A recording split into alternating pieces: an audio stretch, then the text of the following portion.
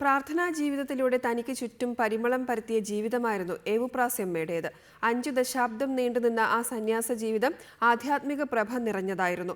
2 cancer രോഗികളുടെ അത്ഭുതകരമായ രോഗശാന്തിയാണ് ഏവുപ്രാസ്യമ്മയെ വാഴ്ത്തപ്പെട്ടവളും വിശുദ്ധിയുമായി ഉയർത്താനുള്ള കാരണമായി സഭ കണ്ടെത്തിയത്.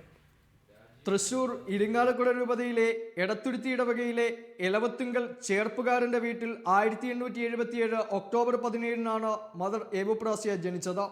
1877 ഒക്ടോബർ 25-ന് റോസ എന്ന പേരിൽ മാമോദീസ സ്വീകരിച്ചു. 1888 ജൂലൈ 3-ന് 11-ാം വയസ്സിൽ CMC സന്യാസിനി സമൂഹത്തിൽ ചേരാനുള്ള തയ്യാറെടുപ്പുകൾക്കായി കൂനമ്മാവാശ്രമത്തിൽ പ്രവേശിച്ചു. 1897 സന്യാസാർത്ഥിനിയായ ഏവുപ്രാസ്യ 1878 ജനുവരി 10-ന് പൂർണ്ണ വ്രതവാഗ്ദാനത്തോടെ സഭാവസ്ത്രം സ്വീകരിച്ചു. 1898 ഒക്ടോബറിൽ തൃശൂർ ഒല്ലൂരിൽ ബിഷപ്പ് മേനാച്ചേരിയുടെ നിർദ്ദേശാനുസരണം ആരംഭിച്ച കന്യാശ്രീ മഠത്തിലേക്ക് കൂനമ്മാവിൽ നിന്നും സിസ്റ്റർ ഏവുപ്രാസ്യ മാറി താമസിച്ചു.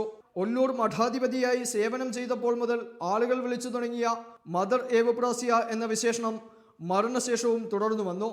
നിരന്തരം പ്രാർത്ഥനയിൽ മുഴുകിയ ചേർപ്പുകാരന്റെ കന്യാസ്ത്രീയുടെ പ്രാർത്ഥനാ സഹായം തേടി നിരവധി പേരാണ് ഏവുപ്രാസ്യയുടെ മരണശേഷം ഒല്ലൂരിലെ കബറിടത്തിൽ എത്തുന്നത്.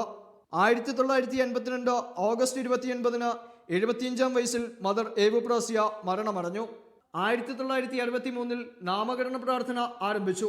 1986-ൽ ആരംഭിച്ച നാമകരണ നടപടികൾ 1988 ഒക്ടോബർ 21-ന് രൂപതാ കോടതിക്ക് രൂപം നൽകിയതോടെ ഊർജിതമായി.